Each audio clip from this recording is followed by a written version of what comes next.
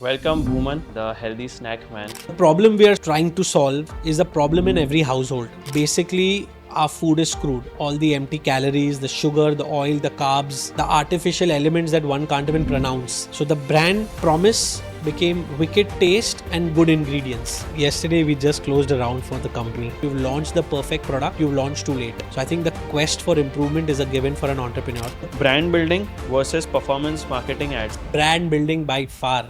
Even at day zero, you have to do some amount of brand building. Only performance marketing gets you nowhere. Welcome to Level Up Podcast Season 2, where our purpose is to help India's youth become smarter and better individuals by sharing successful stories of founders. To help us achieve this purpose, please do subscribe to this channel and click on the notification bell below so that we can make more such videos and this video can reach maximum people. All right. Welcome, Bhuman, the healthy snack man. Welcome to Level Up. It's an honor to have you. Was going through your background and was going through your journey, that how from a job and how from a management consulting job you've come into a startup, that too with a complete different angle, a different sector altogether. Would love to know about this, but before we get going into anything, how are you doing today? Very well. Yesterday we just closed a round for the company. Oh, So wow. it's Okay. news, but yeah, very, very excited. At the same time, things are moving really well for the brand. So I think the investment comes in the perfect time to take us from where we are to our next phase of growth. Wonderful. That's very nice to know. And we'll try to talk about it as much as we can and as much as you are permitted to talk, because I don't believe it is, public yet. Not yet. So we will take cautious measures to talk in a rightful manner. Course. But tell me something, Bhuman, about your early days. Like, tell me about, your childhood, your college days, study days, and, the journey before WickedGud started. So I was born and brought up in Bombay, in a business family. So all lunch and dinner conversations were around doing business, around entrepreneurship, mainly around stocks because we were in the stock trading business.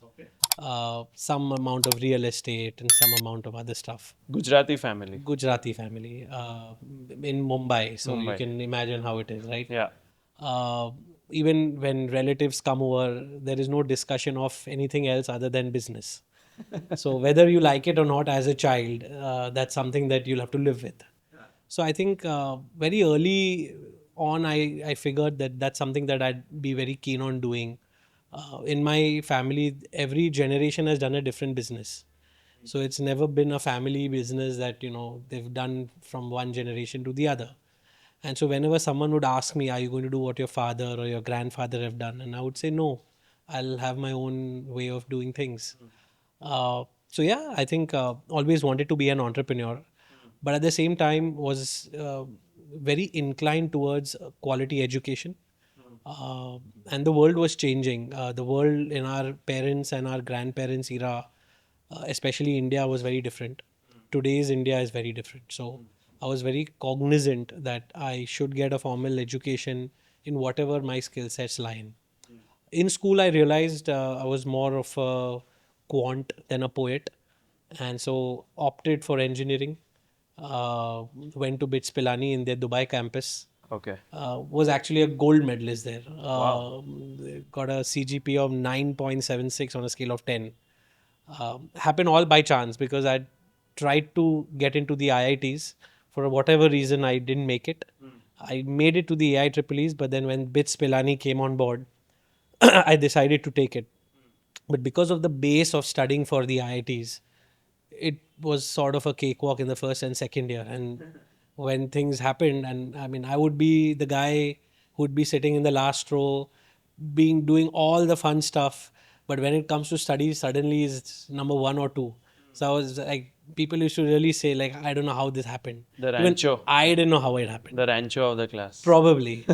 So, yeah, I mean, BITS was quite easy, therefore, because of the foundation that IIT had. Sorry, dosto.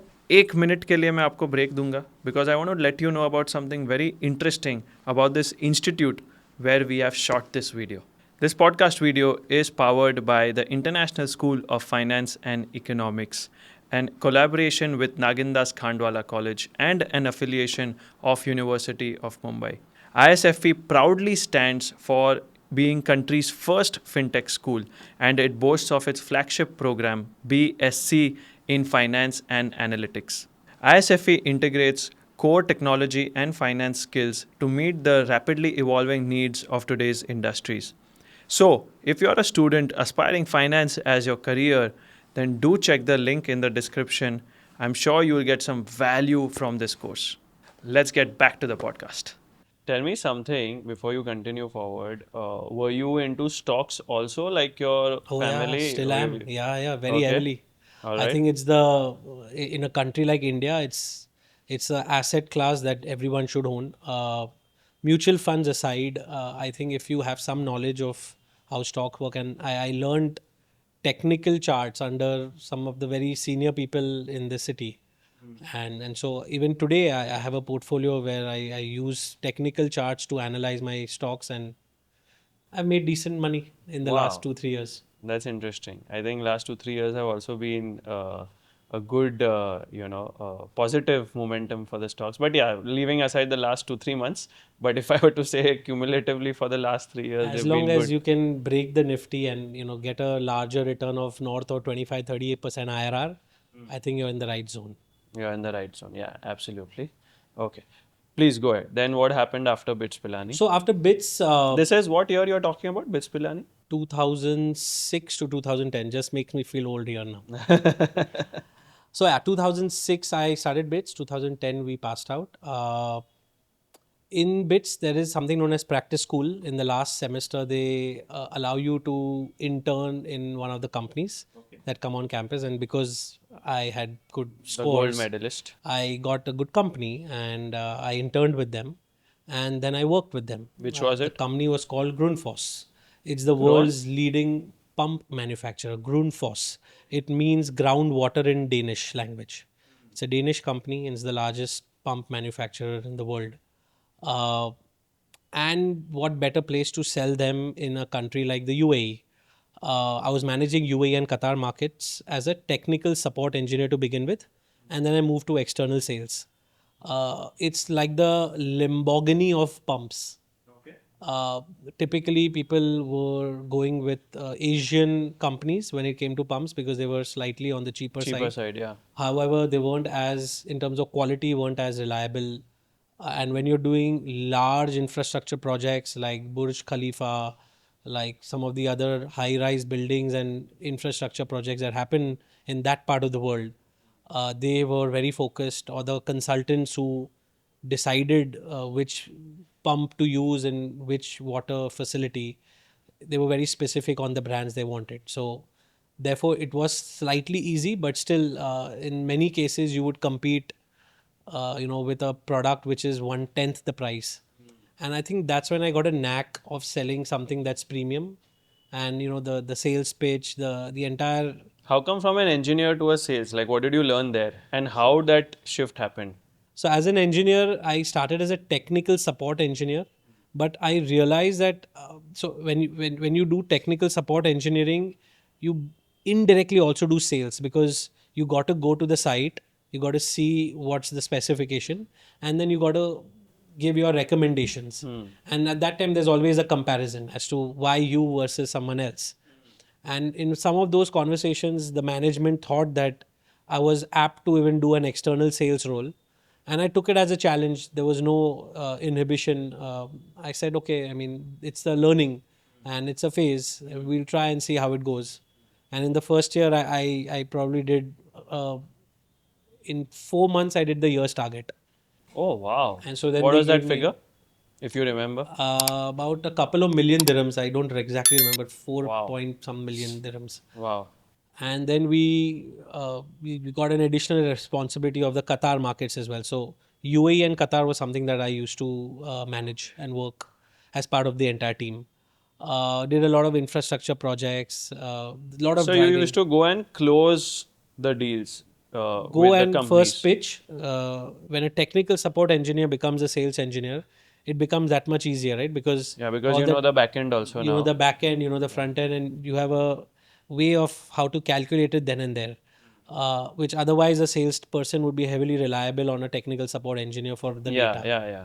So it became easier to close deals. It became faster to close deals. There was no back and forth. It was there and done. But what that gave me insight to was how to sell a premium product when your Hmm. competition is at 1/5 and 1/6 the price. And how does storytelling become such an important part of the entire process of sales? Can Uh, you give an example what kind of storytelling? Because it's a very interesting oh, thing. multiple. It's life. Also, I would want to understand. So one is the storytelling part, very interesting thing. It is very useful for you as a founder and for multiple founders who would be watching this, how to storytell to pitch in the right manner Correct. to a customer or an investor or whoever your stakeholder is, Correct. right? And also, as a youngster, when you were, this would be when you would be 22, 21, I'm That's right. Yeah. assuming, right? Correct. At this age, you are very much focus. अच्छा, मैंने engineering की है, इतना पैसे इसमें डाले हैं, तो मैं इंजीनियर के काम में कुछ करूँ आगे और उसमें आगे बढ़ूँ, as a typical mind set. For someone to come and tell you that no, you should try sales, which is like sales is looked upon as a little bit, you know, कि भाई ये low level का काम है, sales कौन करता है, ऐसा in a normal parlance, right? For us as an entrepreneur, it's our holy grail. But if you look from a outsider's point of view, right, sales ये क्या है, मतलब कौन वो कॉल वॉल करना है, टेलीकॉलिंग करना है, ये क्या है? Correct. तो how did you take this as a challenge? मतलब what kind of mindset you have? It's very important for today's generation to also understand that. It's part of the storytelling for the larger goal, which was the MBA. So I always wanted to be an engineer and then do my MBA. And in MBA, you got to write your essays for some of the top international colleges. And I always aspired to be an MBA from the top three or the top four. Okay.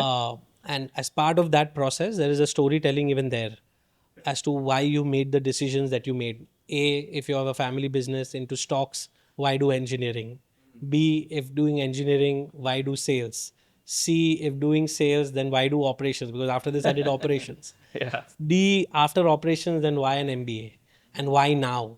Because the typical age in some of the top MBAs in the world is the average age is 30 to 35. I was 25 when I did my MBA. So a lot of questions, a lot of storytelling to be done. But I realized that if there is a path and if there is a story that justifies the move and justifies why the MBA, why etc., I think it'll be a rounded profile. And the end goal again after MBA was always to be an entrepreneur. So that was very clear. Whatever was now was like the the net practice before the actual match. And so try to get the best bowlers to bowl to you in the net practice is all I wanted. Hmm. In this case, the Yeah, best all kind of MBA. challenges. Yeah. All kind of So the challenges. best companies to work with, the best talent to have be a part of, Hmm. the best colleges to go to in terms of MBA, in terms of engineering. So it was like a tick box which I was trying to do Yeah, and trying to you're manage. learning engineering, you're learning sales, you're learning Correct. you know, building a team. Maybe you might Correct. be having a team under you also, along with Correct. you, working Correct. alongside a team. Correct. All those factors, correct. Also that coming from a Gujarati family in Mumbai, not many people were as educated from a grandfather or a father's Yeah, that parlance, lineage, yeah. right? So no one had studied beyond a certain age, because they all became entrepreneurs very young and the country demanded it at that time. But I think today having that formal set of education before you make the plunge was important. And I always, as I said, I always aspire to have do education from one of the premier institutes. And so I strive for it. I worked really hard, whether it was the GMAT, whether it was the engineering, whatever. So there was the entire story was set so that when I write my essays to the best colleges, The best one. there is some high level of acceptance. Correct. Now, whether it's A, B, or C, I was ambivalent at that time. So therefore did what I did, which is sales with technical support. In sales, the actual closing of deals, understanding the mindset, understanding different cultures. One of the top colleges that I always wanted to be part of was INSEAD. It was number one on my list. If you know a little about INSEAD, it has 83 nationalities on campus. It's probably the most international business school you can get in this world.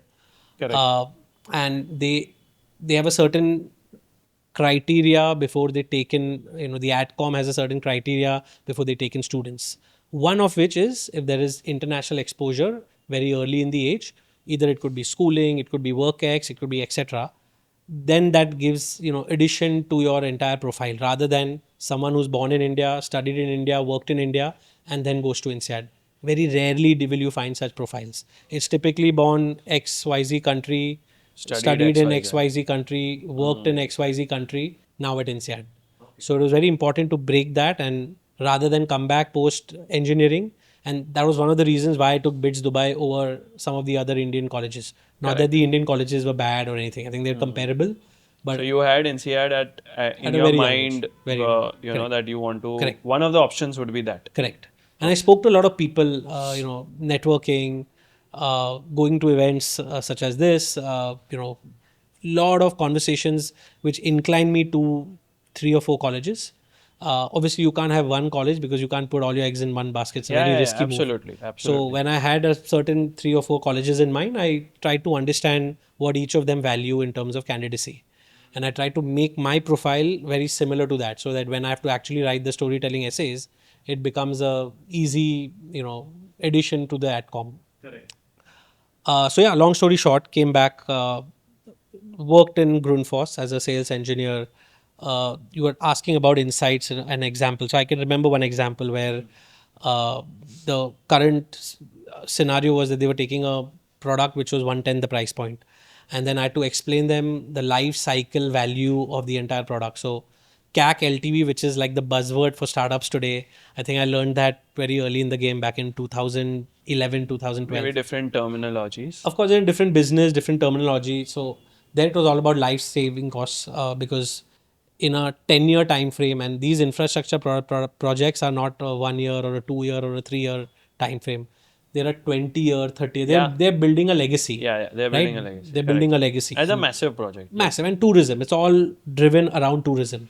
So very rarely would you have scenarios where something is not working, needs repair. It just irritates tourists. So therefore, I was able to convince them that the life cycle of this product, given the efficiency, given the quality, given the reliability, is way higher than any of the others, and we give it in writing. So that's something. I mean, when you have a good quality product like Grundfos, half your work is done as a sales engineer, and so that really moved them, and that's when they realized that over a 20-year time frame or over a 15-year time frame, this product will give me way more savings than the current product. So one is this reliability and it breaking down. The second is the energy efficiency. So because of the kind of R&D that that Grundfos had done, and Grundfos is one of the very few companies where 70% of the money goes to charity and 30% of the money goes into R&D. oh, So a wow. lot of it is basically charity and R&D that they do, and of course then there's a family structure, etc., etc. So a lot of it used to come back for R&D, and so therefore they had a product which had huge amount of energy savings as compared to any other product. And I really valued that, and became very easy then for you to convince Yeah, it someone becomes very easy to sell. because it's not only You don't your have to hard fixed. sell also. You Correct. don't have to hard So sell. all your variable costs post sale become way, way, way, way, way cheaper than buying a Asian product. And so yeah, that's one example I can think of. Wonderful, yeah. Thereafter, I worked in an IT services company as a This is after INSEAD. no, this is before INSEAD. Before After INSEAD. Grundfos, uh, I worked in an IT services company as an operations manager doing staffing solutions again in the Middle East and the US. Gave me a very different perspective.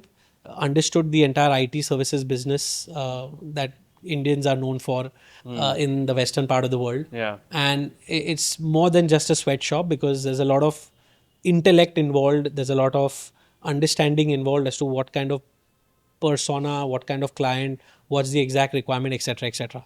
So did that for little less than 1.5 year, and then applied to INSEAD and some other schools, and I was very happy that I got into INSEAD, my INSEAD. dream school. What did you learn there in INSEAD?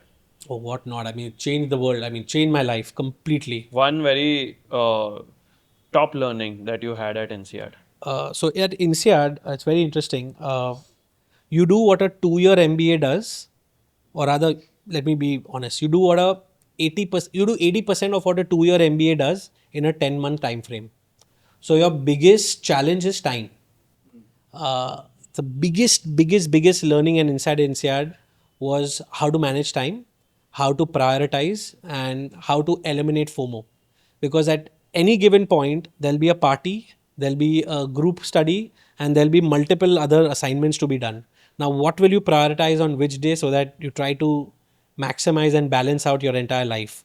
uh, as an Indian, also your entire mindset towards education is very different than international students, because you're so much after marks, you're so much after getting the right CGPA. And after my situation where I was a gold medalist, going into INSEAD where there were probably people 100 times smarter than me, I felt completely left out. Plus, as an engineer doing an MBA, you don't know what is NPV, you don't know what is IRR, you have no clue.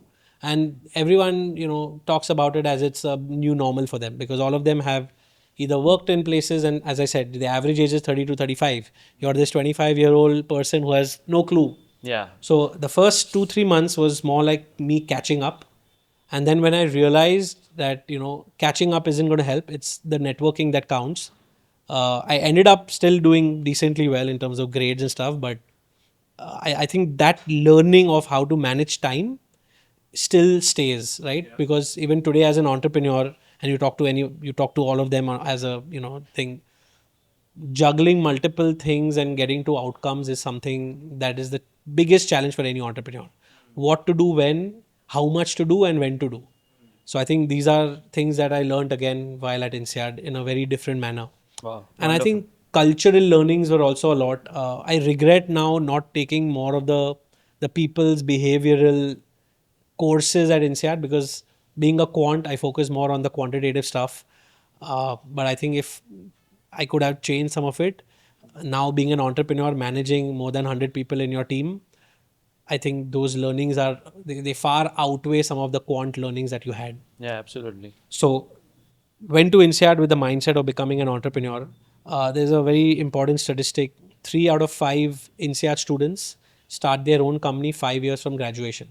Oh, That's wow. a really powerful statistic, right? 60% of your class is entrepreneurs. Entrepreneurial mindset. Yeah. So I thought, it's the perfect scenario. Also wanted to do some amount of strategy consulting if it's possible. The interviews are extremely difficult to crack. It's up or out, the cravat system of interviewing. So went with the mindset of becoming an entrepreneur. But then when I met those consultants at INSEAD, I thought, I think getting that exposure for a couple of years would only add to the entire persona. Uh, and as I said, it's extremely tough Do to you get still in. have any friends from INSEAD? Of course, yeah. Close friends? Good Yeah, friends? yeah, all of them, yeah. Okay. And what are they doing? Like, are they also into, they've done their own startups, Many of entrepreneurship? them are entrepreneurs. Many of them continue to do what they did post INSEAD, at least the same sector, and some of them are, moved out. So in my batch, which was when I passed out in 2014, uh, a lot of people, at least from India and China, would go to INSEAD and then get placed in Europe or the Americas, Okay. or maybe Singapore, etc. But if you see today's batch post 2017, given the political stability of the country, given the opportunities that are there, almost 60 to 70% of the subcontinent and the Chinese students come back to their countries. So it's a very different statistic for an average Indian going to INSEAD 10 years ago versus an average Indian student going to INSEAD today. So things have changed. Yeah. But at that time, it was all about consulting for me. When I met those people, I thought doing this for a couple of years won't harm in any ways. Because the way they think, when you do group studies, you realize that you're probably trying to understand what this case is about. And within 10 minutes, they've already done it and they're left. Mm-hmm. So that's when you realize that there's a huge delta in terms of To their catch way up. of thinking, looking at a certain problem, coming up with a solution, structuring it in a certain way which any Tom, Dick, Harry can understand, and then moving on. So, and then moving on to the next problem. So, So, as an engineer, you would have learned how to identify that problem in a more quantitative manner, finding a solution also in that manner. But so as a consultant, maybe you would be able to break it down into a layman's, how to do it in a layman manner, correct. how So to explain also to someone in a layman manner. communication is key, right? Communication, I yeah. mean, communication and structuring is key. As an engineer, especially from India, where you don't have much of other stuff which you have in outside of India in terms of education. I think it's the focus is only on math, on quant, on understanding concepts, but how do you structure them into smaller problems that can probably lead to a solution is something that I learned as in consulting. And then how do Interesting. you communicate that in a way where someone three times your age is going to understand. I mean, you know how it is at consulting, you work with Fortune 500 companies with the CXOs, they're all 70, 60 plus, and you're a 23, 25, 27-year old trying to explain them things. So it definitely doesn't work that way. I mean, you got to manage it in a certain way in terms of communication, in terms of asking for data. But the first step is to get the data, right? Correct. Then the second step is to analyze it, and then Analyze the it. third step is to Break it break down it in a down simple language. and communicate it to them. So, and your work is never the implementation. As a consultant, you only strategize, you give an entire path towards implementation, and then someone else, either internal or external, does the implementation. So, in that purview, I think what And this was BCG, at BCG. this was BC. So while at INSEAD, I mean, there were people from MBBs, and I aspired to be one of them, like most others. So INSEAD has a 70% hit rate with consulting. 70% of the students that go to INSEAD end up in consulting roles. It's probably reduced now given so many other things. And plus, MBBs have stopped hiring in the last 5 years as much as what they were doing 10 years ago. Okay. But the intent was to do an MBB and try and understand, get some amount of skill sets in terms of communication, in terms of order processing, in terms of analyzing data, structuring it, etc. And then becoming an entrepreneur. Entrepreneurship was already the end goal. So applied. I was fortunate to get two offers, one from Bain and one from BCG. I took up the BCG one, and then London was immediate because I don't speak any of the other European languages. So I was pretty limited in terms of the Dubai office or the Option. London office or the Singapore office. So started with London, did a lot of cases in consumer goods. Uh, when you start, you don't really get an option of what case you do. You basically get put somewhere. Now, thankfully, or You got into consumer. I just got consumer cases, and I started to develop a liking for it. And I thought, yeah, I think this is something that I'd like to do in terms of entrepreneurship. Uh, and then started to think of ideas, in my free time, whatever 1 or 2 minutes I had.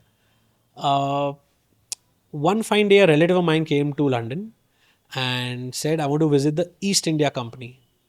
I saw him with a different eye and said, why would you want to visit the East India Company? They said, no, woman, it's bought back by an Indian, Sanjeev Mehta, and he now runs these tea and coffee boutiques across central London and does some very mind-boggling stuff.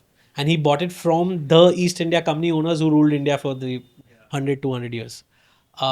So went and met Sanjeev, had a very open conversation with him, understood the business. I was mesmerized by what he was selling. As someone from India, back then, tea was all about chai, right? Different kinds of chai. You have the different labels like you have in alcohol. And then there's a different taste profile for different parts of the country. Uh, did not even know there's something called white tea, something called an oolong tea. No knowledge of it, completely zero. But because I visited the store and saw some of those amazing stuff, I thought this was intriguing. When it came to chai, it was very commoditized, but there was no specialty tea player in In India. India, yeah. And that sort of made me think that India produces, or rather, 99% of the tea that is produced in India is exported.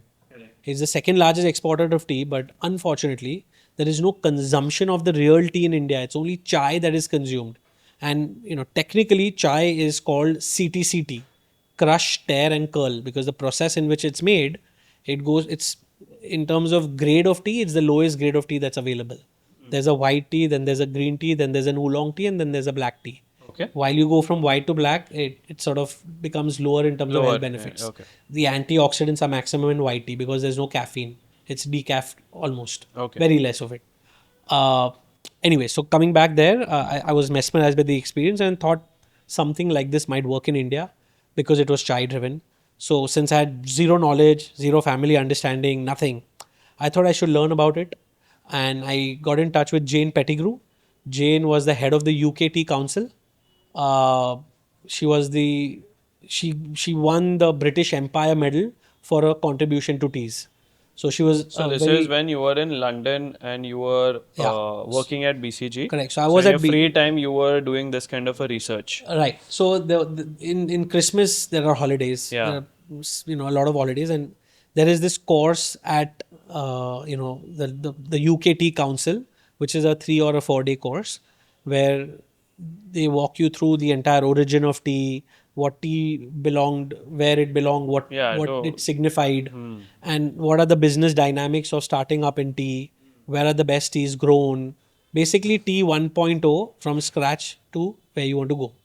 So I said, let me learn about this, and then you get a degree in tea. Oh, So okay. just to understand how you, and then there are multiple degrees that you keep qualifying. So I did the beginners, the basic degree, and also spent a lot of time with Jane offline to get some insights on master blenders, on plantation, on where are the best teas grown in which part of the world. Basically, a tea 1.0 session, tea 2.0 session on how. Did you then start any startup on tea or Yeah, something? yeah, yeah. Oh, So okay. that it's all Yeah. building to that. Yeah. So Storytelling. correct. No, I mean this is a fact. No, no, no. Please. So through Jane, I met a lot of botanists, culinary experts, tea master blenders in Europe, and a lot of plantation owners. Personally, went and visited some of them. Lived in the plantations in China, in Taiwan. Oh, acha, you went there also and you I went stayed there there. personally. So Okay. then I quit BCG in So already that 2000. entrepreneurial bug had started. Yeah, Now कि I consulting हो was गया I was clear that I want to do something in tea in in tea, specialty tea in but India. in India. Okay, In in India, India. हाँ. I'll So you come were back. doing research in China, Taiwan, Correct, Taiwan, correct. London, So I etc. met with Sanjeev Mehta, and the intent back then was to get East India Company as a franchisee in India. Wow. But I just thought it wouldn't work because of the history. So I said, let's, for whatever reason, it didn't work out commercially. And so I said, okay, I'll do this solo. Was trying to understand then the next step, which is what is tea, how does it grown, where will I get the sourcing done, etc., etc. So lived in some of the plantations in Darjeeling, in the south of Interesting. India, in China, and that's when I understood this entire product and this entire business.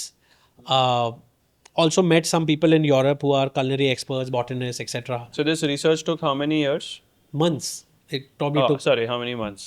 3 months, I Three guess. Yeah, months. yeah, yeah. That you roamed these countries, you did your You live there, you research, you stay. stayed there. Correct. Okay. I mean, it's not I wouldn't say it's foolproof. I could have probably stayed another 6 months to get more understanding, but But then you are just delaying your execution. that's right. So I was very keen Whatever on you starting. wanted to know, you got to know in those 3 months.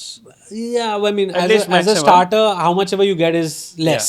yeah, So yeah. whatever I thought I was confident that I could now start, I started up. So This in was in which year that you started up? 2016 February or March. Okay. And what So was the brand called? so that time there was no brand. I Oh, just okay. started up. I just Okay, you started a just started. company. Okay. The company was called Panela Foods and Beverages Private Limited, and I was looking for a brand. I was looking for a co-founder. Many things. Ah, Uh, okay. there was a BCG alumni meet in Mumbai, first of its kind in February 2016. So I went for it, and there were people standing up and giving an intro. Hi, I'm so and so, ex BCG so and so, now in India doing this. Two people gave the identical intro. Hi, I'm so and so, ex BCG so and so, came to India to start my own tea company. Oh, wow. Now, that was serendipitous, right? And definitely a conversation starter, not over tea, but other drinks. So I had a conversation. This person was Sharik Ashraf. He happened to become my co-founder in my startup, The my tea first startup, business. the Yeah. TGL business, which Okay. is the Good Life company. Okay. And he had his own story where he got exposed to tea, and and Sharik is a fitness enthusiast. So for him, tea was specialty tea was probably 5 or 6 cups a day. For me, it was about learning it. I never had consumed white tea or oolong tea ever in my life. So I was trying to understand it even from a taste parlance. But Correct. because he had done all of it and he was a regular customer of it, he He knew. understood it much better than I Yeah, did. he knew the benefits Correct. properly. So in 2016, we started TGL. Uh, Roller coaster of a journey, scaled it. got investment from angel investors, then got investment from the Wadia Group, Ness Wadia from the Wadia Group, and then in 2021 exited to them. So this Wicked Good is now my second startup. Correct. The first one taught us a lot of things, a lot of learnings. I think the What if biggest I can ask, and if you can say this in terms of the numbers, what were you doing in the Good Life company, and what are the kind of valuation? What is the kind of valuation that you sold off? that is a confidential number, but Okay. I'll tell you where I How think much in did a you make I'll tell approximately you in those 5 years? I'll tell you the range, right? So the Yeah, the range was range. we were in about 400 hotels, restaurants, and cafes in India. We were in about 200 or 300 retail outlets in India, and we were also having a lot of institutional business. So you're So doing majorly B2B. majorly B2B, right? Okay, got So it. at that time, B2C was Yeah, it was B2C was a not a nascent concept. term, Yeah. right? Uh, so it was so even today, if you go to Mumbai airport in one of the lounges, you'll see a TGL tea bag, right? So the entire we said where does our target audience go in a 2 year time frame? We would want to be in at least 70 to 80% of all of those places. So whether it's your office, whether it's your home, whether it's your nearest store, whether it's a restaurant that you go to, whether it's the airport lounge, whether it's a duty free shopping, Yeah. everywhere you would So find wherever TGL. those institutions are B2B Correct, correct. basically. I mean, you don't go to the airport for a holiday every year. Correct, correct. So in a Yeah. 2 year time frame, wherever you would go, 80% of those places, I want to be there. You would go in the flight, you would have tea option. I want to be there. So we were there in Go Air because it Got was it. part of the group then. Got it. So yeah, I mean that gave us a lot of learning, and I still remember the early days at TGL, where you know like the haversack I came in right now. I would have a haversack with all the teas in it. I would go from one restaurant to the other and literally order a tea on the menu and say हम इससे better दे सकते हैं. I mean that's how we really started. That's the sale, right? The maverick salesman was just With sort the of doing the talking conviction. कि with the अच्छा, conviction that. yes. So again, there we were selling tea and coffee at 20,000 rupees a kilo. So it was again very difficult to Premium. super premium, right? I Super mean, premium. chai is available at 300 rupees a kilo. We were at 20,000 rupees a kilo. Green teas were on the menu, but they were selling it for about 80 rupees per tea bag. So you order a green tea in a good restaurant, it'll be Yeah, 80 yeah, rupees. yeah. So the way, and they would buy it at 5 rupees because, you know, the Tetleys and the Twinings of the world, they have a mass distribution business just in this. So now to convince them, instead of paying 5 rupees, pay whatever, 12, 15 rupees. But tell me something about the numbers. What were like a range? Like what did you guys do? Whatever We that you can sold reveal. 5 tons of tea and 8 tons of coffee in the last year that we were there. So that's, I mean, it'll Okay. give you a benchmark given Okay. the price point that we are there. Okay. Uh, Coming back, so I think the entire initial part of getting into these 500 hotels for someone with no background with hotel, no background with general managers, no background with F&B, didn't even know how the business works. Literally would walk and just do a sales pitch. I think that was one of the initial success that we got. And then there's a herd mentality. Once someone has it, everyone wants it. So that again really helped. Word of mouth.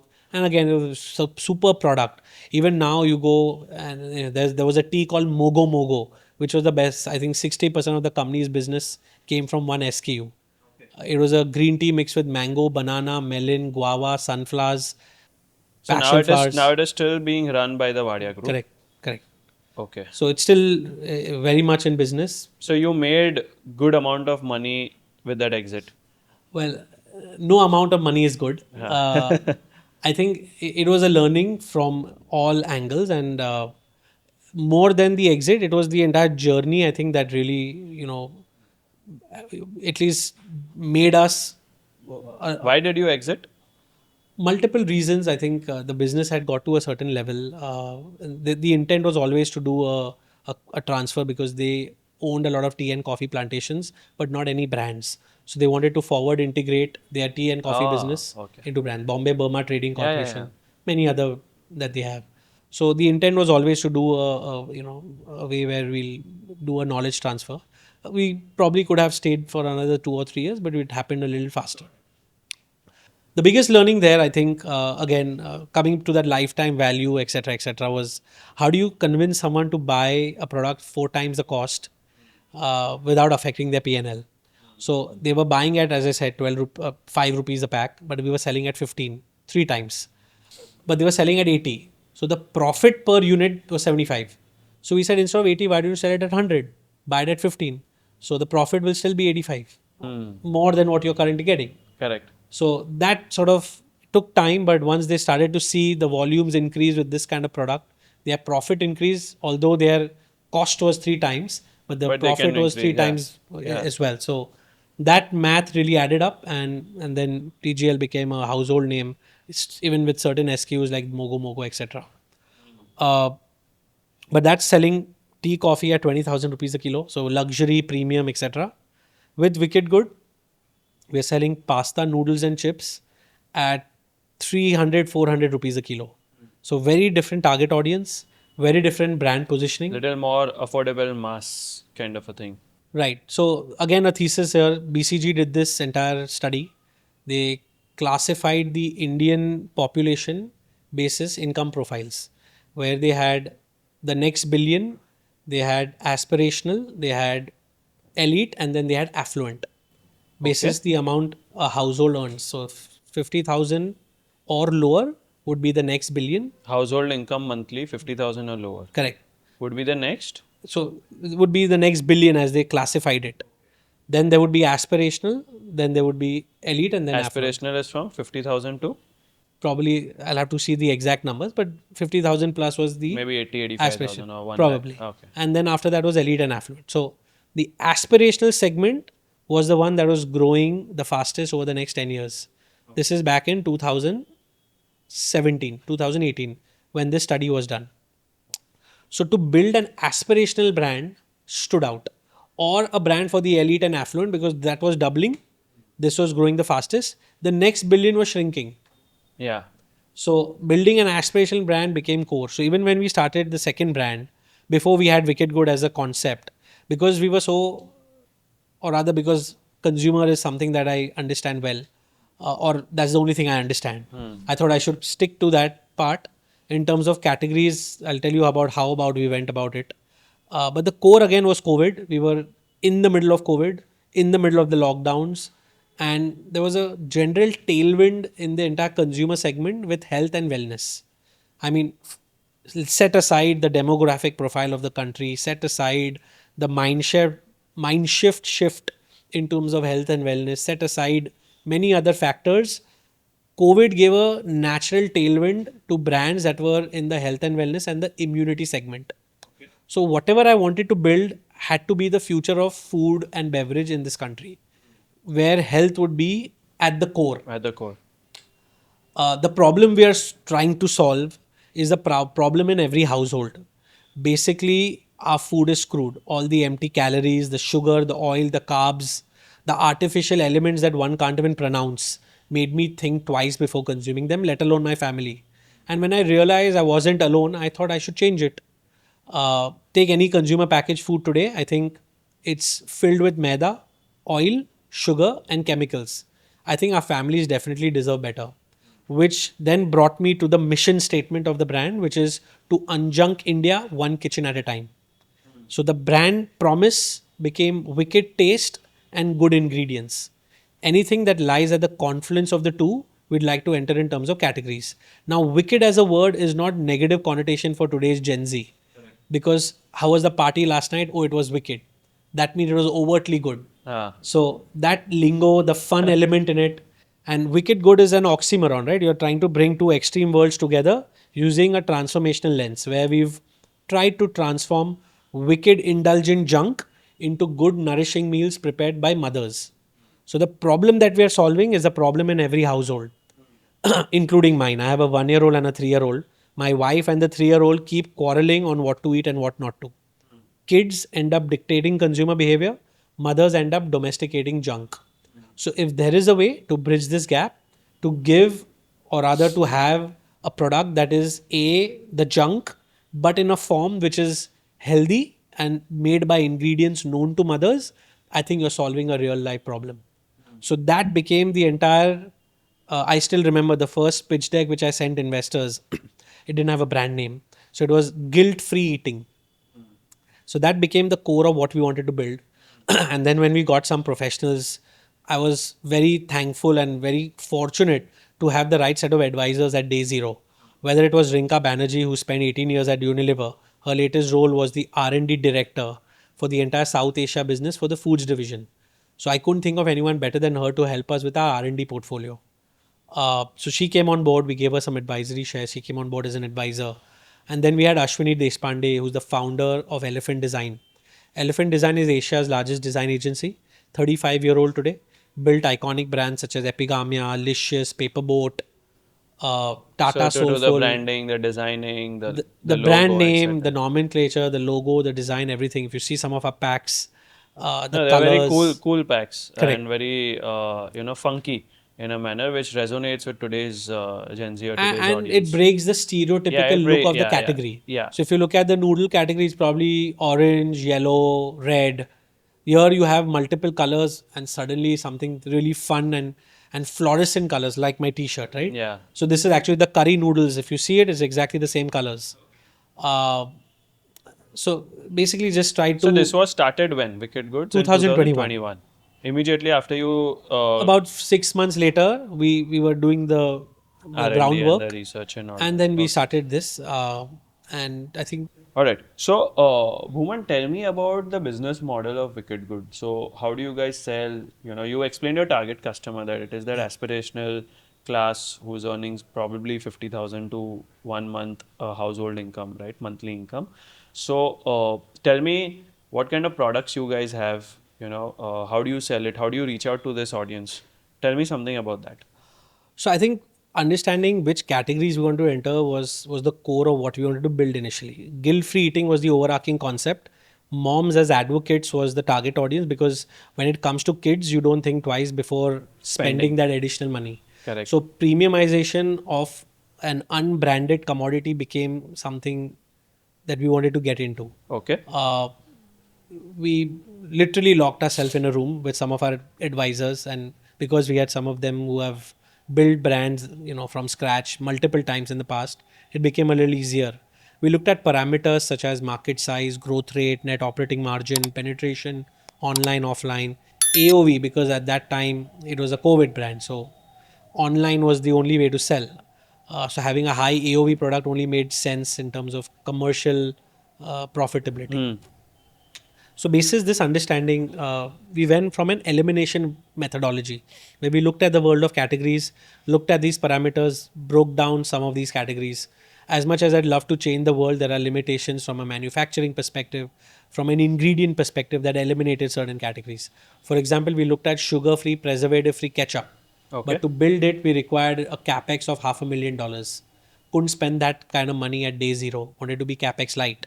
So those categories got eliminated.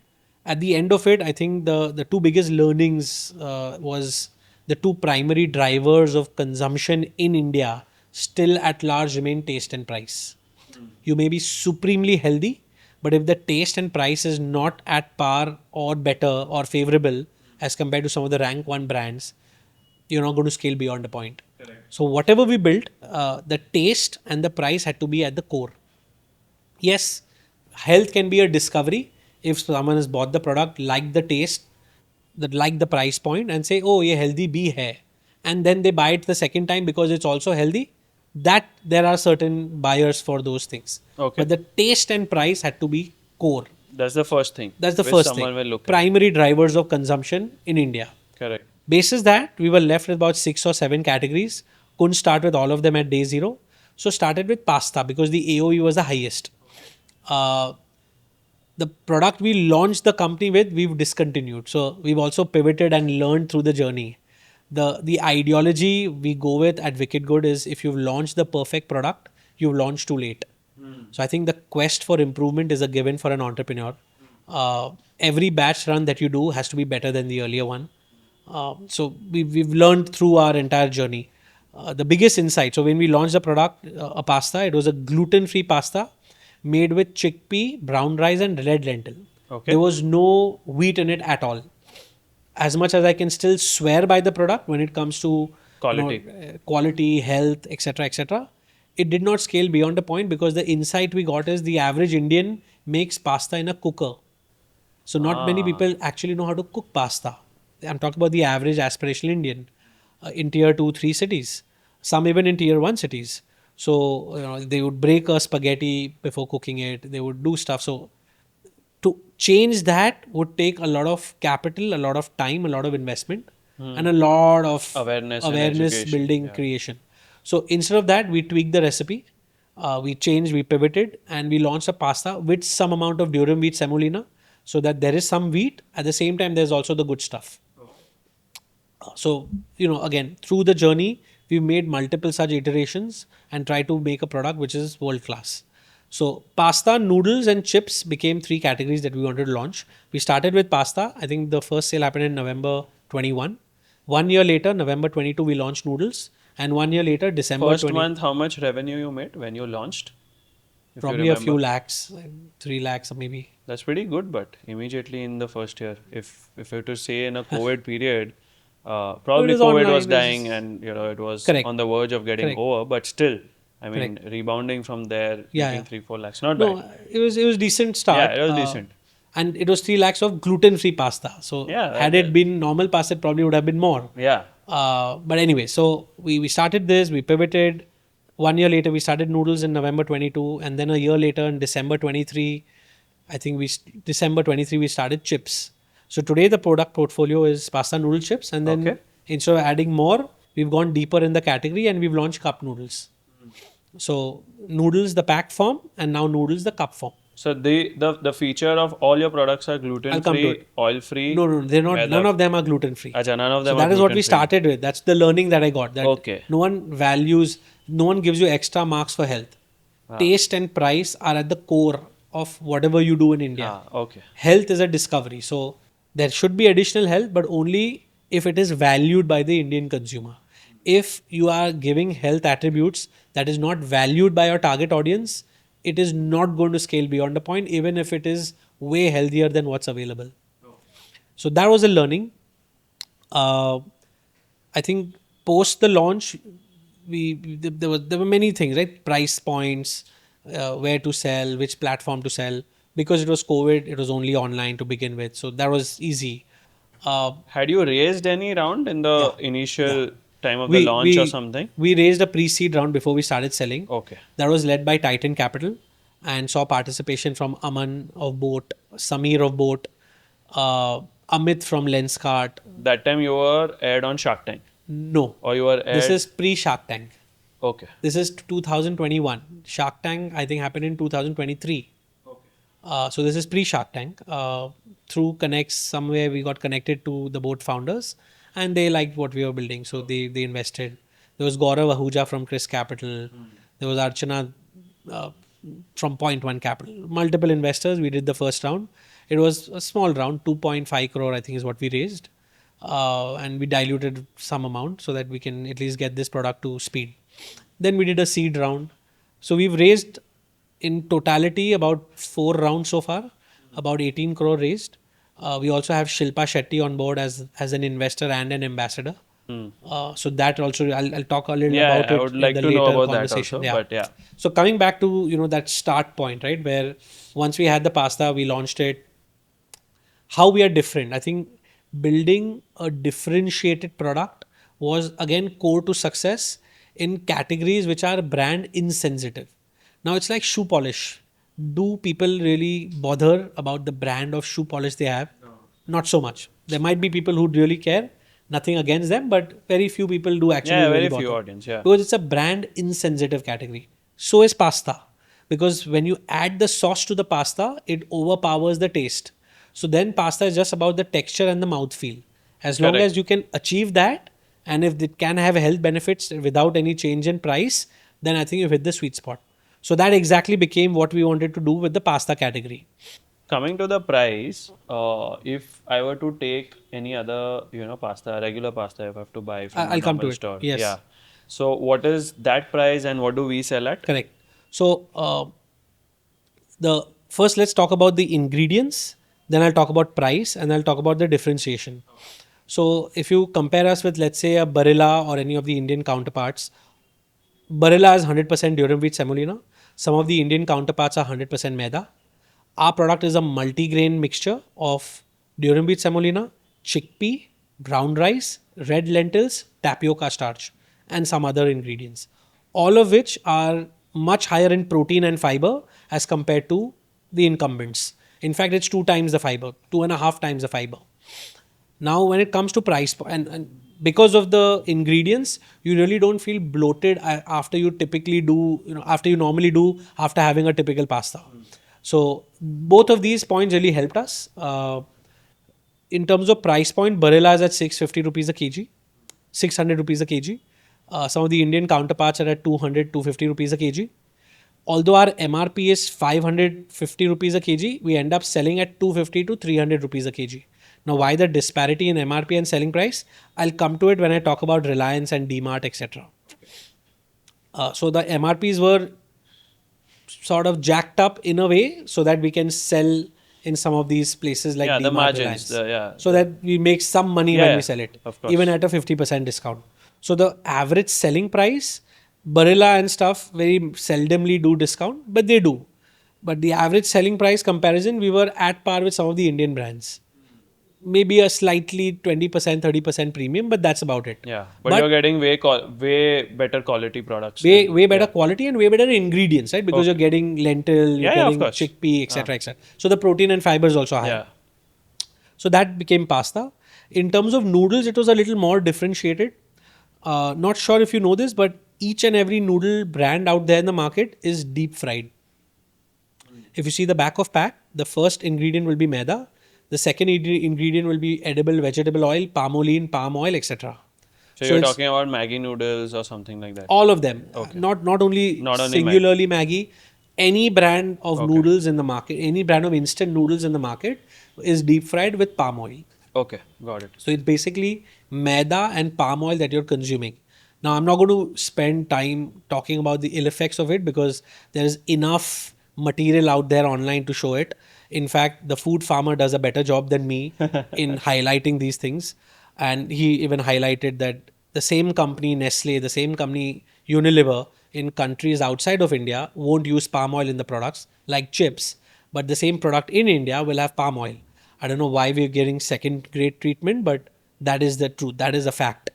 So using palm oil is extremely bad for your family, let alone forget kids. Even for adults, it's really bad.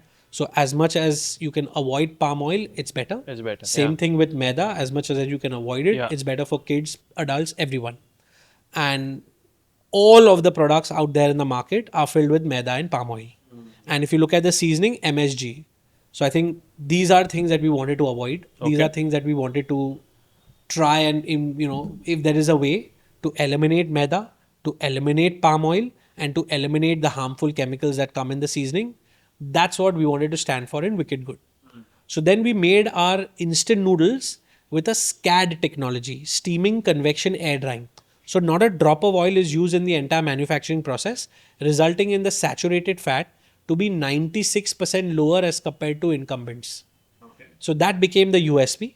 There was, of course, no maida, again, a multi-grain mixture made out of whole wheat, oats, brown rice, lentils, etc. Which is why the protein and fiber was probably 2 times, 3 times that of the incumbents. And in terms of price point, very interesting. MRP, again, I'm not going to talk about. Average selling price for the single pack instant noodle, 30 to 40 rupees.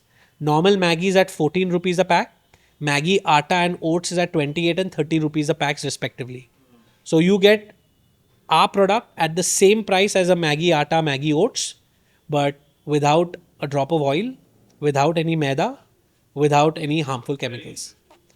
And that's how we're selling in Reliance. It'll be in the same shelf, but without the bad stuff. So that again, became a huge hit. And if you taste the product, it'll be very similar to some of your, number one, number two brands. Correct. But without the bad stuff. So you can clearly make out the difference, but it's not too much so that, you don't have it. And it's not heavy on the pocket. Then I think it's very simple for someone to 30 just rupees. Purchase it. That's what we sell at. If you go to Instamart, etc., you'll find it at between 30 and 40 rupees, depending on which day you're buying. If you're going to buy between the 1st to 7th, it'll be heavily discounted. If you buy otherwise, it'll be at MRP. But if you go to a Reliance store or you go to a DMart store, perpetually 365 days a year, it'll be at a BOGO, which is buy one, get one, which is at 30 rupees a pack. So the noodle strategy was clear. I think we wanted to come up with flavors that were known to Indians. So masala, curry, Yeah. Szechuan, these are flavors that we Yeah. launched our noodles with. Then, of course, when the noodle had some success, we thought let's go deeper in the category and let's make a cup noodle out of it. Now, with the cup noodle, it's interesting again. What you have in the market is the likes of a Maggi. Indonesian group has a brand called Cup Noodles. The brand is only called Cup Noodles. It's a white color and a red color pack, which has larger market share than Maggi and others. So, those are all at 50 rupees a cup. They are filled with maida and they're fried in palm oil. Hmm. So, extremely unhealthy, as Hmm. I just said. Yeah, yeah. Our product, we said let's make it out of whole wheat, and it was impossible to make a cup noodle using a SCAD technology because you really don't cook the cup noodle. You just add hot water, put a lid and leave it. So you're not Correct. cooking it. There's no Correct. gas Yeah, you from just have to bottom, add hot water. and therefore SCAD became difficult to implement. It would not give the same texture. So here we had to deep fry the product, but instead of deep frying it in palm oil, we fried it in rice bran oil. So the saturated fat is slightly better. Uh, in terms of protein and fiber, because it's whole wheat, it's slightly better than maida. The fiber is probably 2 times. And because it's rice bran oil, the saturated fat is also better. So that's how we started our cup noodle. And I have one question here before you go ahead. Tell me something, why these incumbent and legacy brands, when, of course, they would be aware about the health benefits or the health, if it is getting spoiled by using these kind of raw materials, these kind of ingredients, why don't they create products which are, of course, having health benefits also, along with what they're, of course, they're selling? No one would want to kill their own business, but why don't they even launch some other brands which could be a plus category or a premium category so with these? these legacy brands have a criteria. They never sell. You buy them. Now, if they come to a scenario where they have to sell, then they're not doing their job right. So they will only launch products which people will buy without thinking. Okay. And that only happens if there is taste and if there is a certain price point. It's only 3 years ago, probably post COVID, when health became a tailwind, where now people are also buying healthy stuff. So it is time before they will launch something like this in their portfolio and not sell but buy. Yeah. For a startup, on the other hand, no one's buying your product. You're selling your You're product. selling, yeah. So it's a very different mindset. A very you're much more agile than them. You can do a product launch in 2 months and 3 months. Yeah, absolutely. I mean, So those are, of course, differentiating correct. factors. I mean, But they're, they are getting it. I mean, I've seen Tata come up with cold press oils. There is a huge change, right? The fact that they came up with Maggi Atta and Maggi Oats is because there was a strata of society that valued, you know, these some of the healthy stuff. healthier Yeah, yeah. ingredients. Okay, got it. Although both were still deep fried, though that's a different conversation Yeah, altogether. I mean, of course, as a consumer, they would not see so many details. उन्होंने brand name देख लिया, Maggi oats है, so अच्छा oats healthy, so they would just go But and how pick much it up. oats is there? There's हाँ, maida in it as that well. no one cares, or no one is going to read that, and So that that's is their I way feel of that is marketing it. yeah, I think that's tokenism. I think India has now gone from the time of tokenism. They've really started to read labels, especially with people like the food farmer and some of the other guys who are promoting it, very openly online, despite having multiple cases against them. I think hats off to them. I think India needs more of them and more brands probably like us who can, very easily showcase the difference between us and incumbents Yeah, I think it's and very important. Yeah, to and do that. without much of a damage to their pocket, offer a world class product which is way healthier than what's currently available at probably a I think 18 there is no 20 need to taste compare difference. also. It is just that what you are offering, and that message needs to go out to maximum people that can, Correct. that okay, Correct. this is the healthier option. Okay, I'm not comparing with anyone else, not taking Of any names, course. but then Correct. these are all healthier options, which is good for you and your We family. never really, we rarely compete with Yeah, them. See, as a startup, if I'm going to be in 3 or 4 categories, my intent is not to get 50% category share. When Unilever or HUL starts a product, they typically look at a 50% category share 3 years, yeah, 4 years, yeah. 5 years down the line. Because their strategy and their stuffs are For us, different. it's 2%. Noodles are 20,000 crore market. All the categories that we are in are inherently large. We're talking about 30,000 crore plus. 2% of that is 600 crore. as long as we can get to that revenue 5 years from now, I think we would have solved some of our problems. So, not lastly, talking about chips. So, firstly, talk about the price point of cup noodles. All of them are at 50. Our selling price average is between 30 and 40. So, we're undercutting them on price by giving a more superior product in terms of health. And in terms of taste, because that's deep fried, there is little or no difference. In fact, our product, you'll find it more tastier because of the kind of stuff that we've done. And we have two flavors again there, manchow, desi manchow and masala. Okay. So you try to keep again the Yeah, you flavors keep very that Indian similar. flavor so that the mass can like it. Yeah. That is correct. So that's what we've tried to do with the cup noodles. With the chips, you have large brands which again is 44% oil, and the rest is potato. We said we'll try to eliminate both. Again, couldn't eliminate oil altogether, so we made it using a popped technology where it's only 12% oil, and the oil we use is not palm oil; it's sunflower oil. So the Yeah, that's saturated fat is significantly better. correct. And in terms of the base ingredient, we said let's use chickpea. So the protein and fiber is significantly higher and the net carbs are lower as compared to a fried potato chip.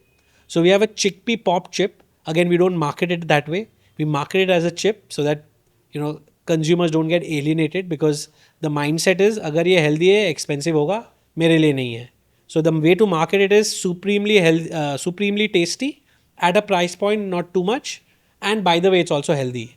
So if you see any of our packaging, the rhetoric, the way it's put, first will be the taste. You'll see a appetizing bowl of noodle, and then of course we utilize our Yeah, brand I've seen ambassador. that. I'll give you an example. Yeah, please. So that's our cup noodle. So in the cup noodle, your first the eyeballs. I mean, of course, other than Shilpa Shetty, would go onto the bowl of noodle, right? So it's an appetizing bowl of noodle which signifies taste. I'm tasty. Try to eat me. Then of course, Shilpa Shetty adds to the entire trust among Indian consumers, and then you'll probably see the brand name No and the maida name. and no palm Then the oil. no maida, the goodness of whole wheat, all of Yeah, that no comes added last. MSG. Yeah. Correct. Okay. So that's a typical pack. Again, it breaks That's the the value stereotypical. add. I think the health part you're trying to put Correct. it across as a value add. Correct. आपको आपका जो necessity है, you will get Correct. that. Correct. But these are the value added things that you will of course Absolutely. obtain. Okay, got So it. so that's typical. How much vegetable is this packaging. one box for? So the MRP is 60, but as I said, if you try to see it online, you'll get between 30 and 40 rupees, which is cheaper than a 50 rupee of any of the other brands who will never discount. Okay. And how much are gross margins on this box if you sell it at 30 to 35? So this is the product with the least gross margin. If you look at my single pack noodle, MRP 60, we sell it at 30. Even by selling it at 30, we have a gross margin of more than 60%. Very good. With this, so basically MRP to COGS ratio, I try to maintain 4:1. So the gross margin I told you is not at an MRP level. it's a net It's at a selling net price. revenue level, Yeah, yeah. right? When I talk about MRP to COGS ratio, it'll be 5:1 or 4:1. With the cup noodle is 3:1. So here the gross margin will probably be 50% instead of Got it. 60%. Got it. Okay. Very interesting. And tell me about how the Shilpa Shetty angle came in. How did she enter Sure. this business, and how did Right. you guys connect? How did she connect with this business? Yeah. What has she invested? What role does Correct. she play as a Correct. brand ambassador in So- helping you guys also? Correct. I think from whatever I've heard, I'm pretty new to this. We didn't have any ambassador in my last startup. So I'm also extremely new to this. But from whatever I've heard from other founders, from media, from various places, I think Shilpa Shetty is probably one of the best ambassadors. We're lucky to have her on board. If you know somewhat about her thesis of investment, she will not invest or back any brand which she or her family cannot consume. So you'll never see her with any of the unhealthy stuff.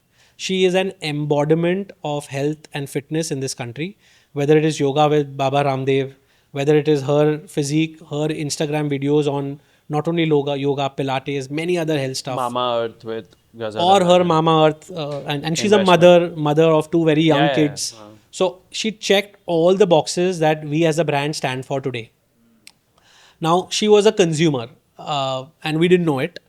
And one day, one of her team members reached out to us on LinkedIn, just asking us, if we'd be interested in getting her on board. I remember we were, I think, in month 6 or month 7 of our selling. So very, very early in the stage. And honestly, I thought it is too early to get someone on board. But nevertheless, if it came, I just thought we should meet them. And I met her manager. And on the first meeting itself, the manager, who's also now on the cap table, The manager is also on the cap. that's right. So he's more a friend now. So when he came, I think the first thing he did is doing a video call with Shilpa right there. So I think that really showed the intent, really showed that she means business, and she's really keen on coming on board as not only a brand ambassador but also an investor. Because I think one of the most important part that we had internally, whenever we would get a brand ambassador, we wanted skin in the game, right? Yes, the way deals work with ambassadors Fees. is you give them some amount of equity in lieu of their deliverables. But I said over and above that, there should be an investment so that there is some amount of skin in the game. And she Not just was a brand endorsement equity. not an equity swap, but also an investment along with the equity swap, so that there is some amount of skin in the game. And plus, I think then the incentives are all aligned, and that's exactly what even she was looking for. And I think that's exactly what she's done in all her investments. So Yeah, she's I an think investor. that way it really and she you've seen the success that she's got with Mama Earth, Mama and Earth, yeah. people call her the the Midas touch. So I just hope that happens even for Wicked. So coming back, so when we met her and in that first meeting, I think we were very clear that if at all we would have an ambassador, whenever we would get one, it would have to be her, because she checked all the boxes and her intent, her positivity was something else.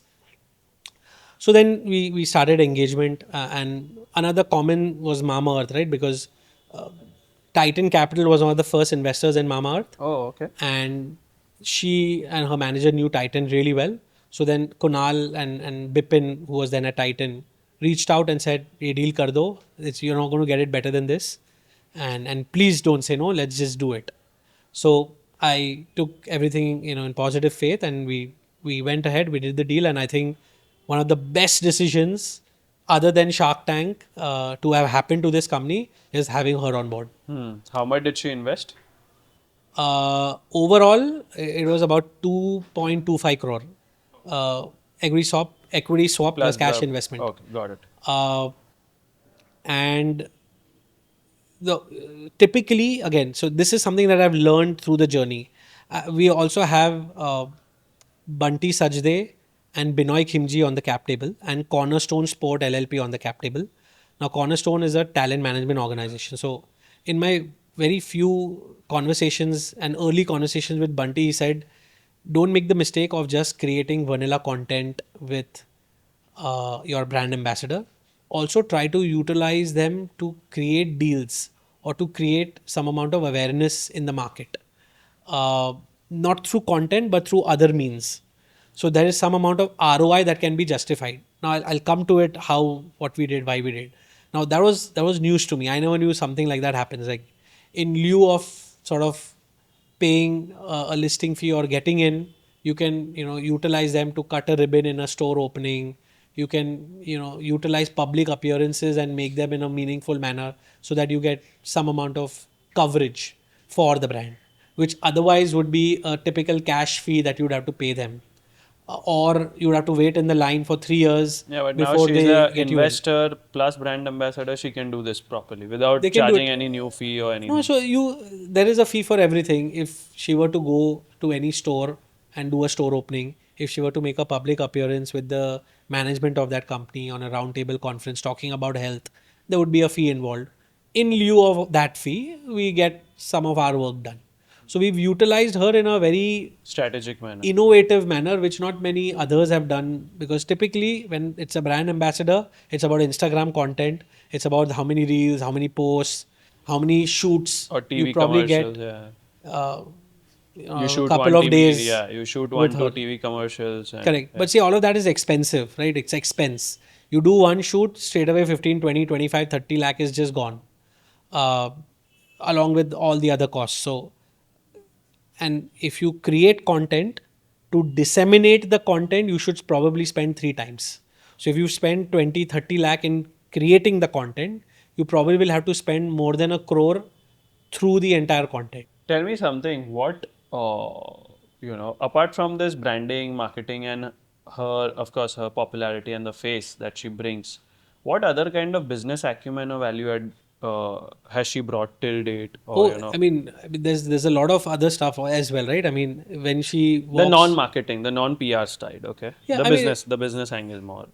so Any inputs on the product, any inputs on the right. pricing, maybe, I So don't know, see, packaging. it's not in your face PR, but it's subtle PR.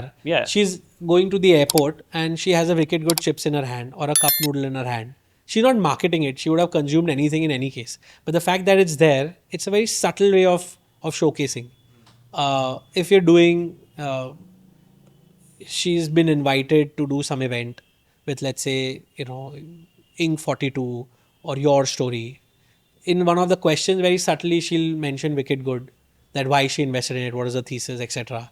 So in a very subtle way, you get some amount of branding in PR. It's not in your face, but it's But happening in a conversation. other than this, any Other other than kind of that, inputs? I think product taste, product texture, product consistency is something that, being a mother, being a health enthusiast, uh, product value adds. What are the bells and whistles to have, which is valued by consumers like her? Okay, I think these are insights that we've taken from her interesting. before many of our launches. And then, of course, you need guinea pigs when you launch a product for tasting.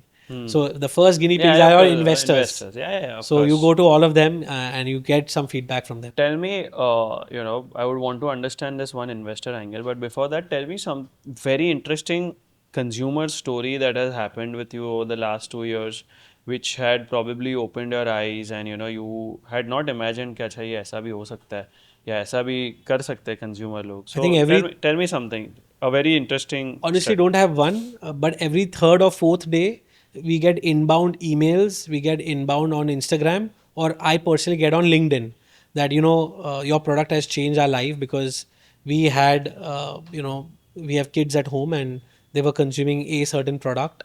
किसी का And कोई proper health benefit which you recollect yeah, someone yeah. had, So which one? so the noodles, right? I mean, Okay. it's completely deep fried. It was made out of maida. We would have constant quarrels at home. They would want to eat it twice a week, thrice a week. We would limit it ideally once a month, but it's never going to happen. So once a week. Now we give it thrice a week without a doubt because the product is way healthier and the amount of nutrition. So initially, some of our Instagram content was around this, where if you recollect when Britannia launched its sliced cheese, they said one slice of cheese is equals to one glass of milk because they somehow saw the nutrition facts and tried to equate it to that because people were not Yeah, it's a used to having sell. sliced cheese. Yeah, it's a So they sell. sold it. Uh, and it was successful. In our case, actually, if you see the macronutrient profile, one bowl of our noodles or pasta is equivalent to one average Indian meal because it's made out of dal, chawal, chana, oats, atta, and the basic and millets, the basic constituents of an average Indian meal. So actually, the number of nutrition that you get by having your roti, sabzi, dal, chawal is exactly what you get in a pasta and noodles. Very good. So this really changed, the way mothers and parents started to give products to their kids. And now we get live testimonials from them, either on LinkedIn, either on Instagram, either through emails, that this product has really changed my life. I don't fight with them at all. And they're surprised at how has my mom become so cool. So now I'm the cool mom in her or his friend circle. So I think these are, real life things that touch your heart and motivate us to do Yeah. better. Yeah, yeah, That, yeah. there is a need for this product. There And is it's a solving clear real life family problems. I think exactly, that's the interesting part. exactly. Okay, coming to the investor part, right? I think you all are recently raising also currently, right? Uh, if you would want to talk on that and put some light on that, but also would want to understand you've got some very esteemed investors, including funds and angels, Shilpa Shetty, etc. What is it to when as a early stage founder, as a first time founder, let's say as a first time or an early stage founder, right? When they're looking to raise funds, what kind of experience you have gone through with these investors when you were raising your first round or your second round, etc., and how is it working with all these investors?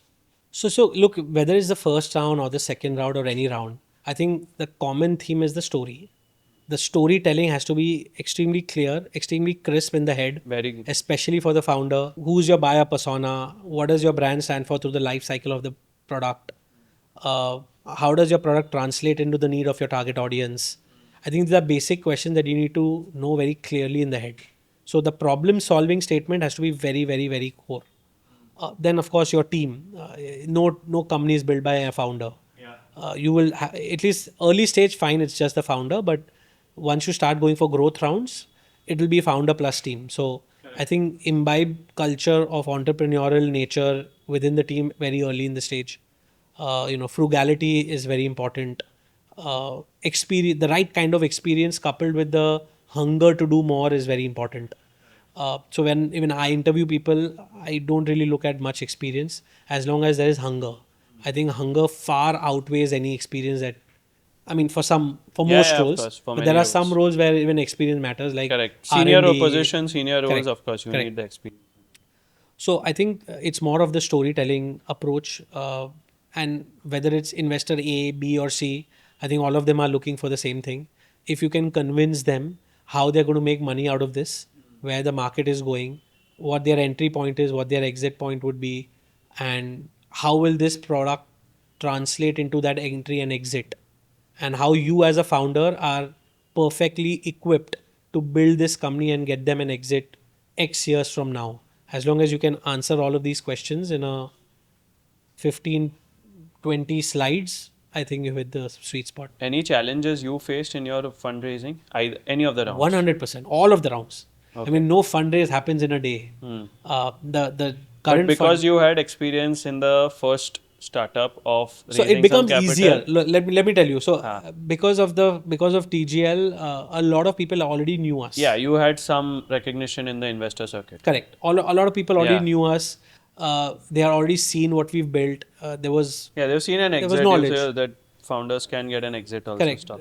Exit aside, but at least the fact that this person can execute and build a brand from scratch and build a decent brand from scratch with a product which is loved by millions. Correct. So I think that was established. So that helps in some way, but every investment for any investor, you can ask investors more than me, they'll tell you the same thing. They look at it from a very different lens. Doesn't matter what they've done in the No, past. It does help, it's but like a cricket game. yeah, You might correct. be Virat Kohli, but every Exactly. series is a Very well new put. series, Very and well put. Correct. Australian pitch is going to be different. Indian Correct. turn track is going to be different. It's the day of the game, how you play. It all matters on that. Absolutely. So I think the storytelling, as I said, those few points are very critical in any venture. Any particular very deep challenge that you faced while pitching to an investor, which was almost like probably ये तो भाई deal नहीं भी हो सकता है इतना I think difficult every situation आ गया है. so Give a very core example, like a proper example जो हुआ था. It might be a first startup also, not necessarily Wicked Good, but it could be even TGL. no, I think after every pitch, you're always unsure. The uncertainty is always there because you never come out of a pitch, oh, I've nailed it, I'm going to get the money. It's never that way. See, some pitches you do come out that way, but you never know what valuation they're going to come back with. So some pitches you're like, okay, I've nailed it, I know they're going to say yes. तो ऐसा But कोई incident हुआ था जहाँ पे you said okay we are looking at 5 crore valuation, just an example, every but pitch, I'm telling you, there is never agreement on valuation on the first day. Never. Unless you're oversubscribed. So in our case, there was a scenario in the second round, which was the seed round, where we closed 7.5 crore at a certain valuation. And then there was additional 3 crore that came from somewhere else. So it's unfair to get that and increase the round size because there'll be a lot of dilution for me. Plus, why should you raise at the same valuation when you've just raised? You don't need the money. So then we had a little more bargaining power where we could get them at a lower. convertible, Hmm. which is at a higher valuation than the round which happened 1 month ago. So that very rarely happens. That's a good situation. That's a good to be in. situation to be in where a lot of people want to put money at the same time and you only have a limited pool. Yeah, absolutely. But challenges in investing, I think every pitch is challenging, and you never really know. At least in my honest submission, and it's absolutely fine to fail. You'll go to 10 investors, 9 will reject you, and you should be happy. So you should have a pecking order. You should do your net practice with some of the initial investors. By the time you really want a certain investor, you have the best You know pitch with what? them. What I tell to all my startups, right? Whom we advise, that even if you are coming to me, if you don't come to me, if I go to events or something also where they are looking to raise funds, I always tell them that you need to start looking to raise funds, or you should not start looking to raise funds, but you should start networking with good people, with investors, with corporate managers, etc. early on itself. Correct. Just network. Don't go with an intention to sell your product or to sell your story at that point in time, to sell your company at that point in time. You're just networking. You're interacting with them. Go for a drinks kind of a thing. No, You go. I'll tell you why this is Yeah, this important. is very Yeah, important yeah. because what happens is that you are not, selling something to that investor, nor he is going to purchase it that point in time because there is no trust, there is no friendship. You develop a good rapport, you develop a good relationship with that person, and you see probably 6 months, 9 months down the line, he would be a flag bearer. He could probably invest when the time is right, when you approach him with that mindset. Because today you are also not ready. You are just going अच्छा पैसा दे दो because सारी दुनिया पैसा race कर रही है तो मैं भी आज ही मांग लेता हूँ it's with that mindset Let me tell you one interesting fact, and you can ask other. I'm sure you would have known this. Like 70% of deals that happen when the founder doesn't want to raise. So it's always when you really want to raise, it takes much longer Yeah. than possible. And when you really don't want to raise, you suddenly have oversubscription or you suddenly have a lot of inbound. It's there's a reason for it, because when you're doing well, you're in such a mindset where like, okay, let me do a little better, then I'll raise. But because you're doing well and people are appreciating and seeing the numbers and seeing the product, you'll automatically have inbound. And when you know, okay, now I'm at the fag end of my burn is there still, and so I'll have to raise in 6 months, 7 months, whatever. That's when people will not come to you Yeah, inbound, yeah, because yeah. so it's a It's a philosophical thing. philosophical thing. Yeah, But I understand. as a founder, you have to be ready for all kind of And hence, I also scenarios. tell this second thing to anyone whom I meet. You need to start doing this networking activity not when you're looking to raise. Correct. Where you start interacting with people at least 6 to 9 months No, before it's a that. continuous And it's a process. continuous process. Every month there are so many. Now There there's are no so many dearth. events. There's Yeah. no dearth of Yeah. investor in this Yeah, country. I yeah, think. and there are so many networking events, no dearth of good investors, no dearth of good people to interact with. Just go with the intention of interaction and making a good relationship. And branding, Yeah. where I go with this And clothing branding. everywhere I go, बस and बोलना नहीं है वो correct. सामने से पूछेंगे Exactly. तब बताना है but You you have to don't stand go out. With an intention के no I have to if I'm going with this I have to pitch him Correct. Exactly. not with that intention. Correct. Okay, let's move to the last part, which is the rapid fire, right? Oh, wasn't So- expecting that. Okay. So be rapid, be quick. First question: brand building versus performance marketing ads. Brand building by far. Like, even at day zero, you have to do some amount of brand building. Only performance marketing gets you nowhere. Very true. Second one: your favorite competition brand, Slurp honest Farm? one, huh? Slurp Farm. Slum Farm. Okay, I think they're also doing pretty good. I mean, although their competition comes in my house, because some of their other products like the breakfast cereals there's no one in that category. Yeah, I think they're doing pretty good brilliant in job. that job. Yeah, Yeah, yeah. yeah. Okay, third one: top customer retention strategy that you've used. Give it out to Telecalling. us. Telecalling. Very Yeah? important. Yeah, yeah. And this is to for repeat purchase. For repeat purchase, to understand if there's a product issue, to understand if there is a logistics issue, to understand how we can improve our backend, the website, etc., etc. And all what we've done in our company is because of some kind of feedback, either inbound or through the telecaller. Okay, interesting. Have you ever done telecalling or something? Initially, it was only me only. Okay. And even now, some days when I have some time, I do it. Very important to stay in touch with the customers. 100%, Even yes. at probably if you're doing 100 CR, 500 CR, Correct. 1000 CR, I think you need to be in touch with the Trust me, when customers. shit hits the roof, when a founder calls, it's way better than an Of employee course. calling, Of course. because you're taking complete responsibility of your actions. Yeah, ownership of your Correct. product. Complete Correct. ownership of the product. Very good. All right. My last question to you is currently, what is the number that you're doing? And what is your vision for the next 5 years with WickedGud? So we're doing about 1.5 crore a month net revenue, a GMV of anywhere between 2.5 to 3 crore a month. We are CM2 positive. The vision over the next, so I'll give you a 12-month vision and a 5-year vision. 5-year vision is to probably touch the 700, 800 crore mark. The 1-year vision is to triple revenues from where we are today. while continuing to be CM2 positive. Probably become more EBITDA positive also. over 2 year, 3 year time frame. Yeah. Breaking even in over 24, 30 months, basically. Correct. Got it. All right, that brings me to the end of the session. Lot of learnings, Bhuman. I got to learn so much about consumer behavior, about marketing, and most importantly, storytelling. That's a key. We are planning to do something new, and I would love to have you there in Sure. this storytelling format, basically. Sure. A session which would be more on storytelling. Sure. But this is very, very wonderful. Got to learn so much. I think this is a fab product that you guys are building, and good to see so much progress. And congratulations on this new round Thank that you guys have just closed. Thank you. Would love to see that again. Thank And love to see you guys grow. Thank you. So thanks a lot, Thank you. Bhuman, for this. Thank you. Thank you.